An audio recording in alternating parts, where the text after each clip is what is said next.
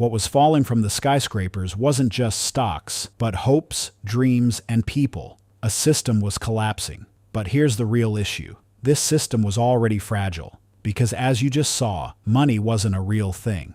It was created from debt, and that's why its collapse was only a matter of time.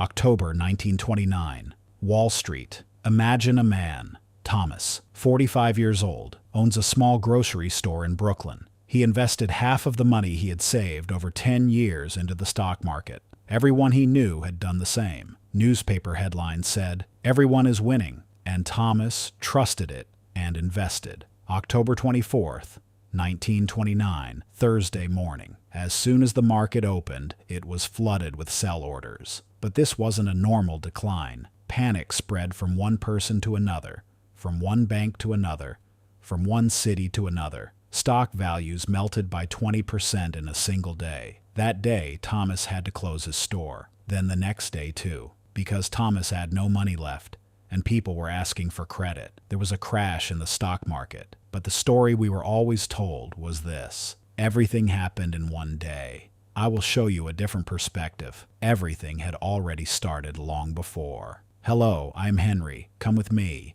Let's pull back the curtain together. Let's go back to the 1920s. It went down in history as the Roaring Twenties. During World War I, America sold wheat, steel, and weapons to Europe. After the war, it had become a massive exporter of credit. For Germany to pay its Versailles Treaty reparations, it borrowed from Wall Street. With those loans, Germany paid Britain. Britain paid France. And this money cycle ended again on Wall Street. Nice, right? Everyone is happy. Everyone is inside the loop. Stop right there. Because this was that old trick we talked about in previous videos. Debt is based on trust. When trust is shaken, the system collapses.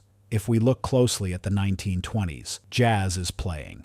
Traffic from automobiles fills the roads. Radios are entering homes. Everyone is optimistic. The stock market rises a little more every day. But we have to ask, was this prosperity real? Americans were buying everything in installments: cars, refrigerators, stocks, on credit. Banks called this consumer credit and boasted about it. Companies were expanding with bank loans. Banks were inflating the system with credit. And here, the most dangerous truth of the economy comes into play. Trust validates itself until it doesn't. Economist John Maynard Keynes had already warned while Versailles was being signed. He wrote that the reparations imposed on Germany could not be paid. An unpayable debt one day would blow up the entire system. No one listened. By 1929, not only the American stock market, but also the German economy sustained by Wall Street loans, the German banking system, and then all of Europe were connected to each other in a chain. All it took was to press on the weakest link of that chain. And here, something very dangerous happened. Trust started feeding the system. If there is trust, then debt grows. If debt grows, then prosperity appears to increase. But if trust breaks, everything collapses. And in the 1920s, the system had created the largest trust bubble in history up to that point. But no bubble lasts forever. It bursts. In October 1929, something changed. No one understood exactly when it began, but some people started selling. Then others, then everyone. These first sales created a domino effect, and at that moment, the true face of the system was revealed. Because this wasn't just a stock market crash, it was the collapse of trust. And when trust disappears, money disappears too. Now, let's look at the bigger picture. America wasn't just an economy.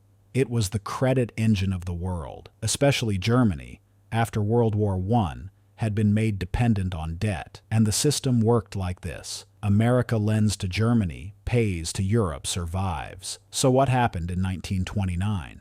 Credits suddenly stopped, and the dominoes began to fall. Germany collapsed. Banks shut down. Unemployment exploded. But the real destruction wasn't in the economy. Society itself suffered the greatest damage. And this is where the most dangerous condition emerged: despair. Because desperate people don't make decisions with logic. They act on emotion. And history has shown us this. Economic desperation leads to very dangerous outcomes. Now imagine this. You deposited your savings in a bank. That bank lent your money to companies investing in the stock market. The market crashes.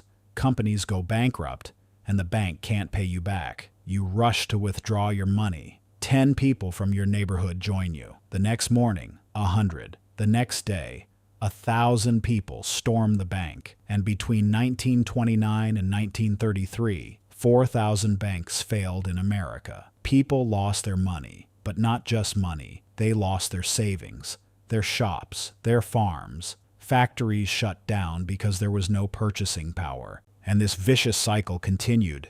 A deflation spiral. Prices were falling, but this didn't comfort people because there were no jobs. In 1933, 1 out of every 4 people in America was unemployed. Now let's see the reality through numbers. Unemployment reached 25%, but that doesn't tell you the full story. The truth is, people were starving. Families lost their homes, long bread lines formed, and an entire generation lost hope for the future. The most disturbing truth is this. This wasn't just a financial crisis. It was the collapse of people's belief in the system. Economic crises have their greatest impact on politics. They rewrite it. In Germany, the collapse of trust in the system paved the way for the rise of radical ideas. People began to think, if this system doesn't work, we should try something else. And history has shown us this. Despair always finds a direction, and sometimes that direction leads to disaster. If the Great Depression had not happened, Hitler would not have emerged. This is not just a correlation. It is a causation that the majority of historians agree on.